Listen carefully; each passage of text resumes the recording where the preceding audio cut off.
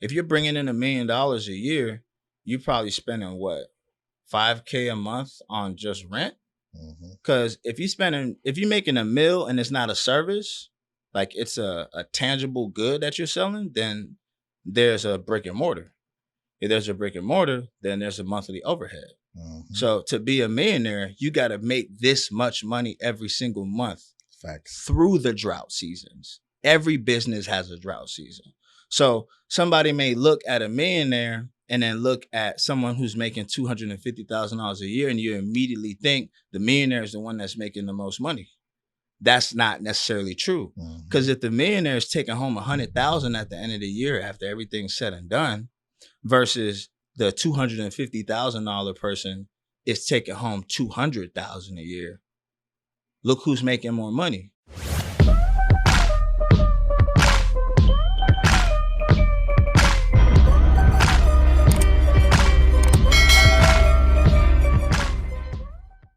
Yo, back again with another episode of Attractive Mindset. And today's guest, this man, ever since I first met him years ago, super humble individual, super smart individual. The level that he's been able to add to the Black community in general, but also to just his personal growth and just knowing him over time when it comes to being an artist, just creating, and adding just that value to the community in general. I can't stress it enough, guys. I'm going to let him introduce himself, but we got Mr. Marcus. Yeah.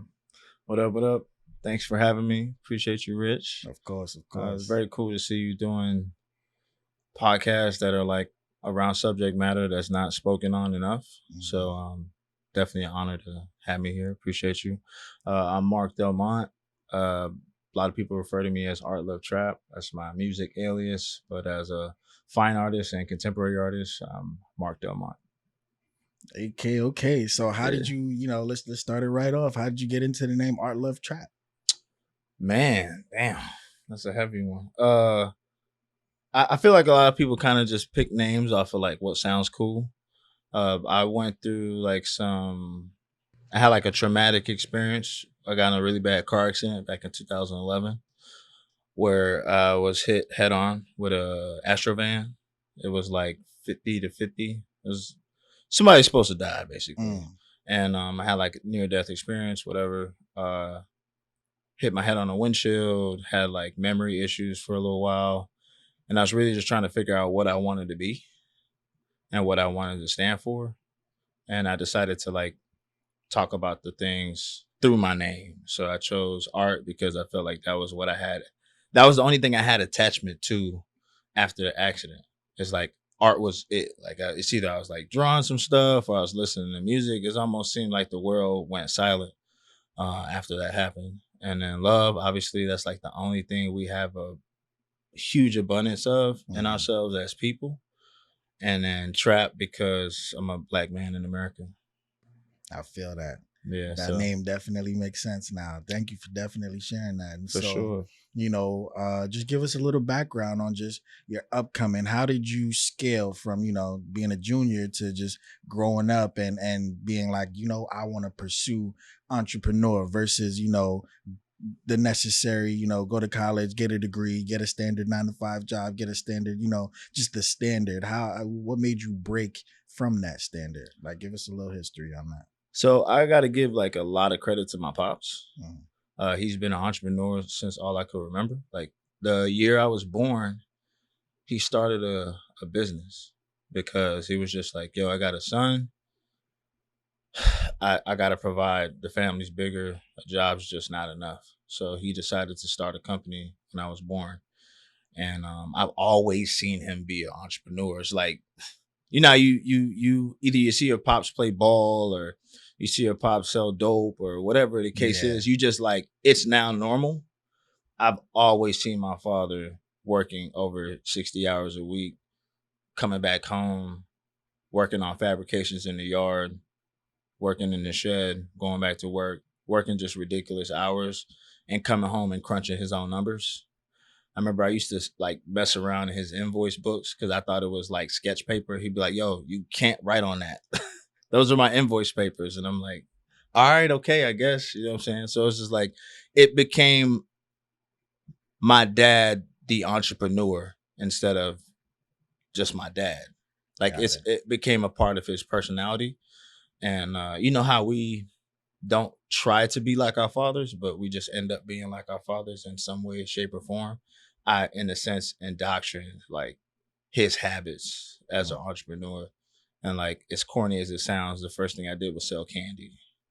You feel me? So it was like I remember I would go to the candy lady next door and I would see how much money she was making. I was like, yo, she got me over here digging in the couch for quarters. I might as well be selling candy. Like, what's the markup on this? They go to a dollar store, go buy a big bag of candy, go flip it, whatever. I was like, okay, I think I like this. So I think that's probably where the whole entrepreneurship thing started. The candy lady.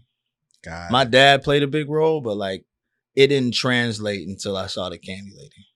That's a good piece of information that you just had. You could have somebody who's typically like this role model figure for you the whole time, but it won't stick to you or translate till you see it from somebody else. Right. In your ecosystem. Mm-hmm. Because we, as grown up as kids, we feel like we're separate from our parents. Like, yes, I'm your son, but like I'm in your world, but I'm not really in your world. You know what I'm saying? Like you doing the grown up thing, whatever. So going to the candy lady was like a part of our like freedom. We would go take our little money and then go be consumers somewhere. So like that was the real thing for us. You feel me? So to see that it was and then black people all around. I mean, like I just always seen people hustling around me. Like I grew up next to the dope house, and I would have dudes cutting yard for money across the street. It just seemed like everybody was just trying to get it in their own way. So I shouts out to just black people. Influence. Yeah, Okay. And so you from South Florida? yeah. I'm from Carroll City. Okay. And so do you feel like just like you said, that the environment of being from South Florida versus anywhere else in the United States Yeah, definitely impacted you on how you developed? yeah. I mean, South Florida, Miami specifically. I feel like it's like the elbow of United States. Like everybody got to go there to go somewhere. You know what I Mm, mean? Like if you come into the country, you probably come into Miami or you going through Miami in some way, shape, or form. That's where all the Caribbeans go to escape. So it's I feel like the Caribbeans is like some of the hardest working region in the world because everybody takes from them and nobody pours into them. true. So Haitians, Jamaicans, Cubans, Puerto Ricans is like they really don't have a huge surplus or a government that's really looking after them. So they really got to get it. So the fact that all those people live in this place, it makes sense that there's so many entrepreneurs in South Florida Mm, because all the Caribbeans is here, you know. that's true.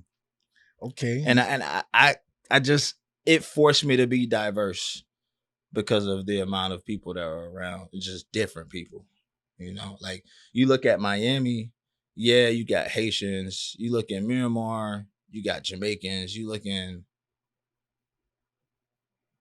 in Fort Lauderdale, you got Haitians and Trini.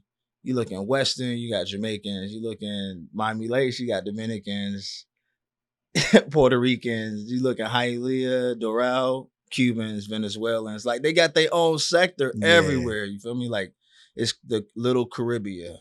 South Florida is like little Caribbean for real. Nah, facts. And so Yeah. you said the entrepreneurship side definitely came from your father. And so you, as we know you, are definitely an artist in both, Mhm. the music realm, but also in the art world as well. Right. And so how did you develop that skill? When did you realize like, hey, I'm good at this and I want to take this to the next level? I feel like we were all in a rap group in middle school. Yeah. I don't know. I can't speak for everybody, but I feel like a lot of us was like low key rapping in middle school, beating on tables and shit. So that's definitely where that kind of came from. Where I was like, I want to do this, yeah. But before that, when my mom used to like take me to school and stuff, she would play jazz. Mm, So like I fell in love with jazz through that, and then she was always playing like Sade, Maxi Priest, Maxwell, Bob Marley, just smooth Classics. shit. You know, my Yeah. mom always played the smooth shit. So like I had like a huge influence just from like the music that was always in my house, just like on some pedestrian shit. I don't really come from artists, Okay. but they had a really good palette of music. You know, like my mom's listened to the smooth shit. My sister listened to R&B. My dad listened to like Afro Cuban shit, and my brother listened to like Atlanta shit. Mm. So like I had a nice little palette as far as like music goes. And then Caribbean people are just stylish. Feel me? So like I would learn how to dress from just looking at them. I was just a looking ass kid, to be honest. So it's just like, yeah, like what you doing? Like, how can I get a miniature version of that? Like anytime I saw my dad with like a fit on, I'd be like, yo, they ain't had that in a size 7. Like, Yeah. what's up? You know? So I guess just looking at what we had around us, I feel like I come from a potentially artistic place. Okay. You know, like the palette was good. Nobody was really encouraging for me to make art or make music, but it's like it was good music around in the house. Nice little CD collection, cassettes, stuff like that. Sound system was always fire. There was like a sound system in every room, low key. Mm. Like, you know, the wired speakers and shit. Yeah. Like there was always like an arrangement in every area. So like I always had ways to listen to music. And I spent a lot of time at home alone. So I'll just be blasting shit in the crib while nobody was around. So That's the best time to do it. yeah. It was Okay. cool. I done blew hella speakers in the crib before anybody found out Okay. on Okay. 4th of July. You're like, man, what the hell happened to this sub? It was just working. I blew that shit. Okay. yeah. So what was your first leap of faith into the entrepreneur realm outside of the candy business, like where it really got serious, like, okay, this is what I'm using to, you know, take care of my livelihood? In college, we're not gonna talk about no like street shit because I feel like that's not even necessary. In college, I went to Kentucky, and I just couldn't get no damn money. Like it was just hard to get money in Kentucky. It wasn't no, you know, street shit around. It was like it was so isolated, you know, like I couldn't like hustle nothing.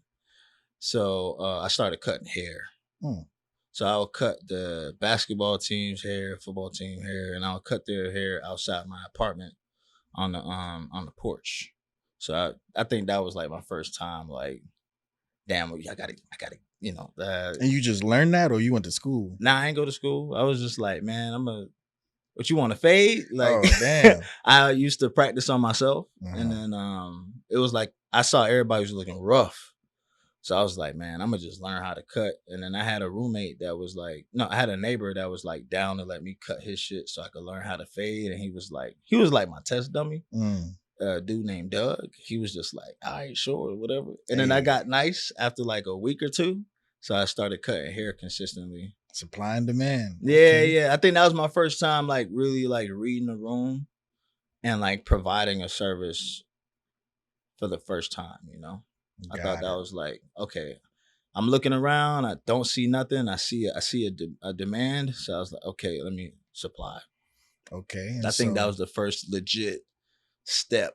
You know what I'm saying? Obviously I didn't have a barber's license, so how legit is that? Yeah. But in college, I feel like everything goes in college. Of course. Yeah, those tactics are what build up your personality to get to where you are now. You know what I'm saying? Right, like right. the early stages, all of that matters because it's a mesh of our personalities, you know, whether it's the street shit, whether it's the college shit, whether it's, Right. you know, just life in general. You know, it takes us to this level where it's like the version of me that you see is so many different things, and Right. people love to keep us, you know, labeled to these categories, especially black people. Mhm. You know, you start rapping and you got to be a rapper. You can't be anything else. You know, Right. you start doing whatever category and that's what you get labeled in. And when you start doing something else, who he think he is or what they think they got going on, Right. or, you know, things like that. And so what's the next step from you doing hair, you know, then you get to the next level? What does that look like? Well, after college, I got injured,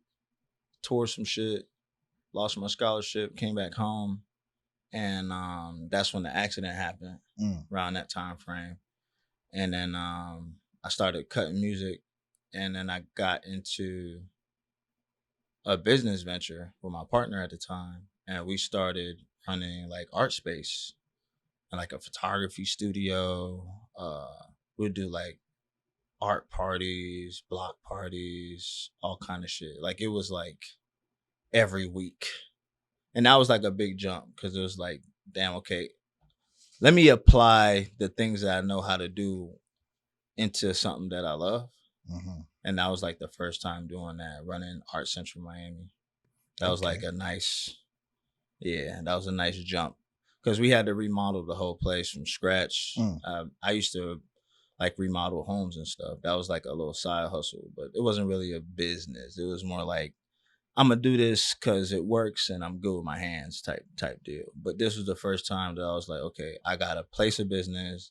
There's an address. There's an LLC. There's money in, money out. You know, promotion, placement, doing things that like don't necessarily make money but can bring traction. Just like the sacrifice of an entrepreneur. Yeah. That was my first time really like doing all those things, like really applying all the things that I know into something. Okay, and so there's definitely going to be a lot of like beginner entrepreneurs watching this, and so give them a little history or a little background, a deeper in depth, analysis of how you come up with solutions to problems, especially when you're starting a business and you don't necessarily have that college degree to rely on or somebody else that knows what they're doing in it to rely on. And you just gotta create. Well, I feel like there's a lot of different ways to answer that question, but I'm going to answer it the best way I know how, which is a very biased opinion. I know that there's a lot of different ways to go about it, but personally, I feel like if you're going to start a business, you should start something you're actually passionate about, because there were going to be hard times. Like there's going to be months you're not making anything. You got this really screwed up term called the red, and sometimes it can last 2 years, 3 years, maybe even 5 years, because scaling up and making sure you're profitable is just a really tough task to do. To have a successful business is hard. I'm not gonna lie and tell you it's easy. It's not easy. You got competition that is a huge factor. You got yourself and your team, which is a bigger factor. And if there's kinks in your armor, you're gonna feel it like times 10. And you're gonna, if you're paying for rent somewhere, you're gonna feel it even more. So the first and foremost, you need to be passionate about the business, because that's what's gonna take you and float you through the hardest times. Mm. Like you could have like a really rough season, but man, I love this. I love this. So we're gonna get through it because I love it. Now take love and passion out of that equation and just say, oh, we had a hard season. Now everybody want to quit because you don't love it, right? So I feel like that is like the first piece. And the second piece I would say is be practical. You know, like to be a big dreamer is beautiful. I feel like we should always dream, but like be real with yourself. Do you think that you could come into this business and give it 40 hours like you gave a job 40 hours? Because if you can't give this 40 hours like you gave your job 40 hours, you might be wasting your time. Facts. Because any entrepreneur will tell you they work harder than a 9 to 5. Because we got open hours and then we got close hours. When you work a 9 to 5, you punch that clock, you go home. But the business is still running, even though you're not there. Now, when you run that business, you counting spoons, cups, napkins, toilet papers. And that's just like shit that sits still. We're not even talking about things that are in motion. Like in this space, you got cameras, C-stands, lights, diffusers, power supplies, sandbags. Like, yo, all these things got to really be in understanding of like, is this going to help me make my work more efficiently? And do I need more? Facts. You know, like those are real conversations. And that's in like every business. So it's like being practical and like keeping it a buck with yourself is really going to save yourself a lot of headache. Okay. There's nothing wrong with being a big dreamer, because like anything's possible. I mean, you really can do, you could scale, you want to sell microphone pop filters. Like there's a market. People need it. And if you make it the right way and it's dope and it's readily available and it's not hard for people to get to it, it can work. You want to sell leopard print draws exclusively. Like there's a whole ecosystem for that. There's really a demand for anything. It's just you want to supply it, and can you scale it? Or if you can't scale it, are you comfortable with the ROI of staying low in your scale? Because that's a form of success too. Just being a millionaire is like, somebody may say, "Oh, I want to be a millionaire." Okay, if you want to be a millionaire, then know you got millionaire bills. You know, like if you're bringing in $1 million a year, you're probably spending what, 5K a month on just rent. Because if you're making a meal and it's not a service, like it's a tangible good that you're selling, then there's a brick and mortar. If there's a brick and mortar, then there's a monthly overhead. So to be a millionaire, you got to make this much money every single month. Facts. Through the drought seasons. Every business has a drought season. So somebody may look at a millionaire and then look at someone who's making $250,000 a year, and you immediately think the millionaire is the one that's making the most money. That's not necessarily true.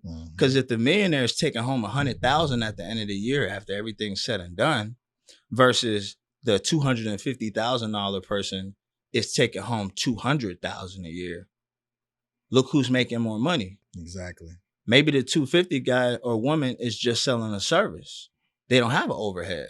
So now their ROI is bigger because they're not paying a bunch of money every month on just existing costs. So that's where the conversation of like, is this a practical play for you? Can you sustain? And like, there's nothing wrong with being cheap because like you're going to need it in the drought seasons. That's a practical conversation. It's like, oh, we had a killer month this month. Shit. We can go buy new equipment. Wrong. That's not even true because you may have a drought coming up and you got to prepare for the drought. So yeah, that practical talk is like, that's a healthy space. So, and some people may say, oh, why are you talking so negative? No, it's not negative. That's why you got to have a team. The team got to have a dreamer and a logical person so that they can balance each other. If you got a room full of dreamers, y'all gonna drown. If you got a room full of logical people, you can't grow. Exactly. Feel me? Exactly. You know, and that, man, you don't know how excited that makes me to hear that, because out of everybody that we've brought on the show so far, like getting that type of explanation, you know, we haven't had that. And I like to tell people, or I tell my coaching clients all the time, I say, yo, do you understand what the word intelligence means? And I say a lot of people don't understand business to a level that they could because they don't understand the word intelligence. Intelligence is broken into two words. You got the first one, which is intellect. And intellect is the left side of our brain, which is controlled by the R complex. And people have to really understand what the brain is and how the brain functions down into different systems. And so the R complex has all the logistics, the logical things, you know, the reason, all that type of stuff. And then the right side of our brain is that creativity. And that's controlled by the limbic system. And so when you mesh both of these together, you know, the word gens is a Greek, Latin, you know, it comes from that, and it turns into generate. And so generate, when you put them together, that's how they created the word intelligence, because intelligence is using both sides of your brains at the same time. Too often we have people that are left side of their brain did or right side of their brain did, and they don't know how to mesh those things together. When you find individuals, and most CEOs do have this, and there's documentaries about it with you know, Jeff Bezos and Gates and all of them, and you know, because they're able to innovatively bounce both of these off at the same time. And so that's when intelligence is used, when they're both used together. And so you saying what you said of, it's not you being negative, it's you being realistic. That's real shit. Yeah, it's got to happen. It's just like, yo, like if you got $1 in your pocket, are you gonna go to the strip club? No, you ain't got it.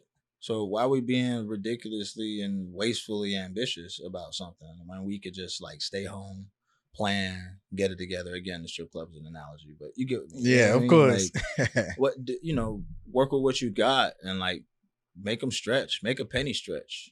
You know, there's nothing wrong with that, because you could be charging up for like a really good season if you're like frugal. Exactly. Yeah. And so explain to us a little more about, you know, Art Love Trap, you know, Yeah. that personality of yourself, because you know there's, and what I like to tell people, you know, I have two names. You Right. know, my first name, you know, my given name is Darian. You Mm-hmm. know, not a lot of people even know that. You Mm. know, there's Darian and then there's Rich. Rich is my Right. business personality. Rich is who everybody meets at first until they get to really know that individual down in me. And I feel like that's somewhat of the same for you when it comes to, you know, Mark Delmont Right. and Art Love Trap. Yeah, yeah. Art Love Trap is essentially the dreamer. That's the one that's like, I don't really care about the number. I just want to make something and I want to have fun while I do it. And then Mark Delmont is like the more reserved, but like punctual and planned and like what I want to do with this thing. You know what I mean? So it's Okay. a balance for sure.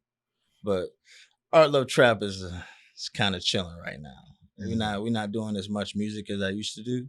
I love music, but I've come to the understanding that music is for me. mm, Before I was making music for everybody else, and now I make music for me. So like if I choose to drop an album, it's because I want to drop an album. It's not because I'm trying to make money. You know what I'm saying? Versus with like Mark Delmont, that's a more of a brand and a platform in terms of like making art about Black people mm. and telling our stories. So explain a little deeper on that to us, like, you know, that brand, you know, you said something powerful with that. You are your brand. And Right. so marketing that, you know, what made you just stick to your name versus creating an alias? So like when I was going under Art Love Trap, it was more so like I wanted to create a layer between me and the world, and that was the whole use of the alias. Whereas with Mark Delmont, it's like it's the direct line. It's my family name, and I wanted to essentially get back to the root and talk about like really where I'm from, the people that I stand for, the message I'm trying to get across. It's a little bit more homegrown, Mhm. and I just wanted to take that barrier down so that people could just like get to me for real. When I collaborate with brands or anything like that, like there's a non-negotiable that I have to make art about Black people. I don't care what brand it is. I don't care how big it is. But if you cool with wide noses and big lips, then we could work. Mhm. If you got an issue with that, then I could suggest somebody for you. I may not be for you. So Got it. yeah, it's legacy. Mm. Growing up as a kid and now, I just feel like Black and brown people are not represented properly or safely. And what I do is essentially make art about what I see and what I feel, and not just what's popular or fetishized or fantasized. It's like, yo, this is what it is. This is what we deal with. Like, I recently just did a piece today before I came in, and it's like 70s theme, and it's for a sunglass company. And I was debating on like what features I wanted to put on the work, and I really just kind of just let my hand go and let Mm. my heart go, and just made what I wanted to make. And like I truly love it, man. It's like almost like a Bootsy Collins type of vibe. They got goals. They was like wearing silk. I think it's fly, it's afro. You know, it looks like it's just so funky, you know, and I feel like I did not hold back on what I wanted to put in the work, regardless of who the variable was as a collaborator. Mm. And So so when it comes to choosing, you know, how you want to represent a piece, do you have, you know, other factors of artists that you know, you've been able to take things from over time, like influences kind of to influence your pieces? yeah, I mean, I got a few artists that like I have one consistent artist that's in like if I'm ever lost, I dive into their work, and that's Oswaldo Guillasimi. Mhm. He's a painter and sculptor. He mainly like exists in the cubism realm. On a music level, J. Cole, Kendrick Lamar. Like I got my own like references of like who I like to. I feel like they do it well and they do it with intent. And I never want to leave those two factors alone when I'm making art. I always want to make sure I'm doing it well and I'm always doing it intentional. So it may not be just those people that I name, but whoever I'm looking into, I want to make sure that it's dope and it's intentional. That way it could trickle down into my work. Got it. And so walk us through the process of, building a piece from scratch. And so conception of idea into how long it would take to, create this piece, and then eventually even into getting it into like exhibits and things like that. So when I'm looking at like making new work, I always want to think about where's it gonna go? Mm. Where's this going? Right? If I know that it's a piece that is gonna be printed really big scale, I'm gonna do something very dramatic and almost like play on the scale. If I know something that is gonna stay on the phone and it won't leave the screen of a phone, I may be a little bit more dialed in because I know the phone's getting held up to the face or whatnot. Mm. So like perspective is like the first conversation. How drastic do I want to be? Do I want to be pinhole or do I want to be fisheye? You feel me? Or landscape? I want to show real estate or whatever it is. That's like the first conversation with myself. The next thing is, what do I want to feel?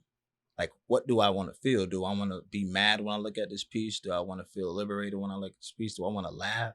Do I want to feel confident, cocky? The mood is the next conversation. Palette is important to me too. Like, is it going to be blue dominant, red dominant, green dominant? Like, and what era does this represent? Is it representing the 60s? Is it representing the early 2000s? I just want to make sure I like to experiment, but I also want to have some level of accuracy with my work so people can know whenever I'm having a conversation about the work, I don't need to think too hard. Like, yo, what was this about? Oh, it's this era, it's this mood, it's this essence. I want people to feel this. You know what I'm saying? Okay. Nah. Yeah. And so growing your brand, how did you get to the point of, being able to reach out to these exhibits and these, places to showcase your work? So coming from music, I mean, being a musician, you work hard. You know, like you're doing shows, you're in the studio, long hours, you're always networking. It's like that selling mixtapes out the trunk type of vibe. You're always trying to make something work, right? And visual artists don't essentially have that like hard working essence as much. It's more like I make art when I feel provoked to. Whereas with musicians, you just you make it when you got the time. You know, like as soon as you got the time, do it. You know, so I've applied that to visual art in a sense. So hustle, like I make a lot of work in a short period of time. When I do rest, I rest. I rest hard, but when it's time to make art, like I really don't hold back. I don't pull the punches when it comes to making art. Like I'm gonna make art about really tough topics and make sure that it's intentional so that when you see my work, you don't forget about it. Like there's a lot of art, you see it, oh, that's pretty, forget about it. Versus when I make something, it's thought provoking. It may trigger you. You know, you may feel inspired, you may feel enraged. That good. That means you won't forget it. And I feel like that's the thing that has like created opportunities for me now because I make art about like pressing subjects. And I also try to have fun too. I think people can see that. People see when you're serious and you know you're very intentional about your work, but they also could tell, yo, you was having fun, like you was enjoying yourself, and I feel like that's a cool balance. Nah, definitely. And so comes to the controversial topic of how do you know what's the right amount to put on a piece that's seemingly priceless? The question is, how do you know how to price the work? Yeah. That's hard, you know, because there's the dreamer aspect and there's the logical aspect, right? The dreamer aspect is, oh, I feel like this is worth $1 million, so I'm putting it up for $1 million.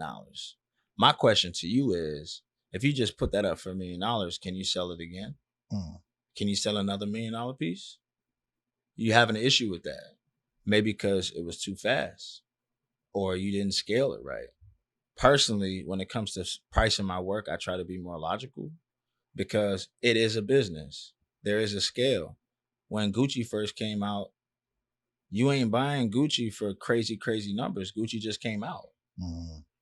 or somebody say Chrome Hearts or whatever, like urban brand or whatnot. When you first come out the gate, like you can't really hit people over the head too hard, in my personal opinion, because you mess with your growth.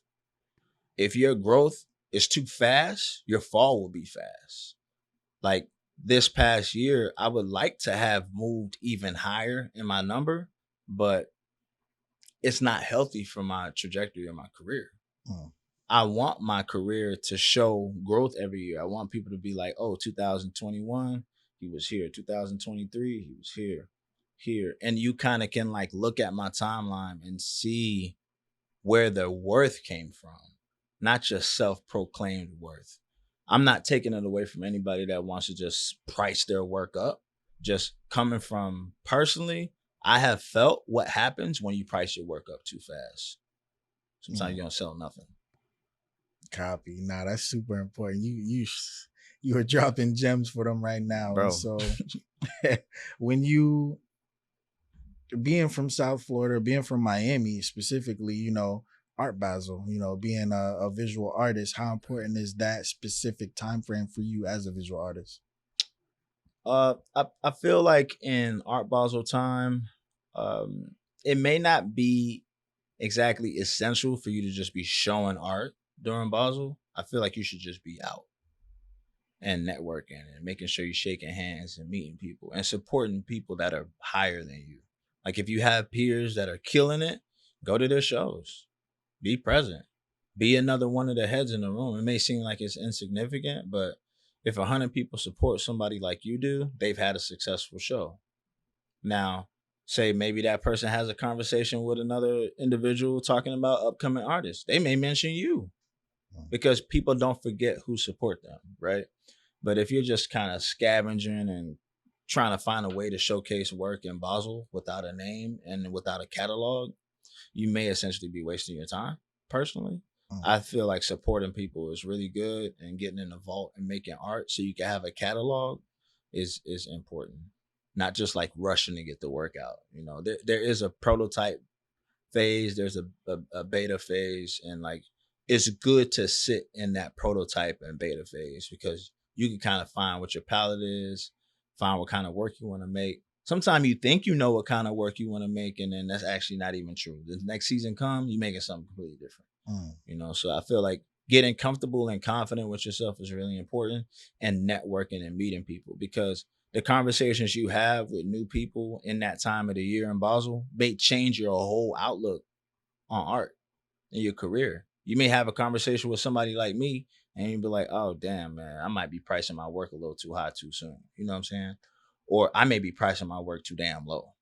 Like, you really need to be able to see work, see how people are networking, see how artists are talking. Like, I had a conversation with somebody today when I was at Citadel, and dude asked me, like, what's your balance? Like, how do you balance all this stuff? And I answered his question, but it was like, I know that conversation helped him. So if you're in his position, why not have conversations? Talk to people. Like, that's field study. Everything requires field study. Like if you come into a new city and you want to open up a film production company, you might want to network first. You know what I'm saying? Like if you want to open up a record label in LA, you might want to go to some shows first. So if you're a visual artist, you might want to support other visual artists that may be at a higher place than you currently. So you can kind of test the temperature and see essentially what type of artist you want to be and how do you want to show up? What's your comfort level? What is something that you're willing to be uncomfortable with? Okay. Nah, definitely. Wow.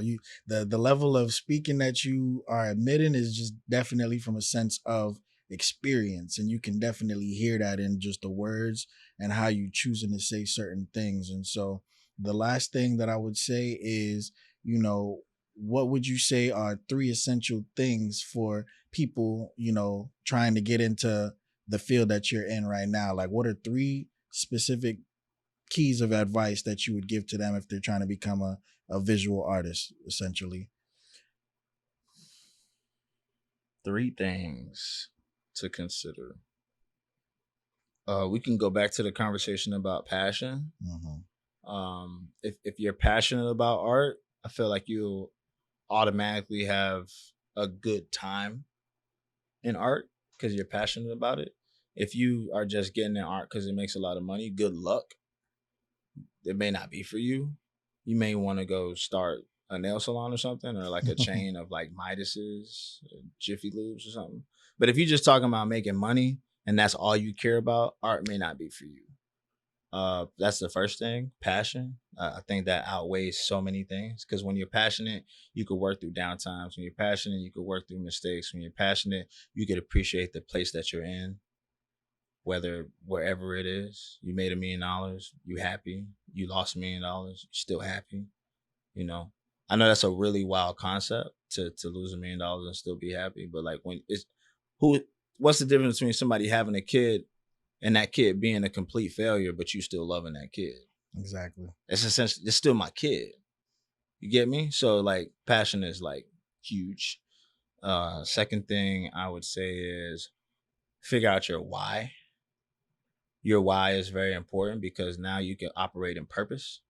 So anytime that something's put across your desk, on the table, or in your lap, you know what to do with it because you know why you want to do it. Right. So like if somebody may say that they shoot film because they want to show people the world and the different cultures of the world. You know, whoever comes to you about shooting a film or any film you ever shoot, you know that that's going to be the thing that you're going to always choose as your backbone. Mm-hmm. So your why and your purpose is like more important than a lot of things because that's what's going to lead the way, not just keep you grounded, but it's going to lead the way because you're going to be like, damn, I don't know if I want this opportunity. Can I act in my purpose and will my why be supported here? If the answer is no, you probably shouldn't do it because you're not going to get anything from that. And it's almost going to take away from you. Right.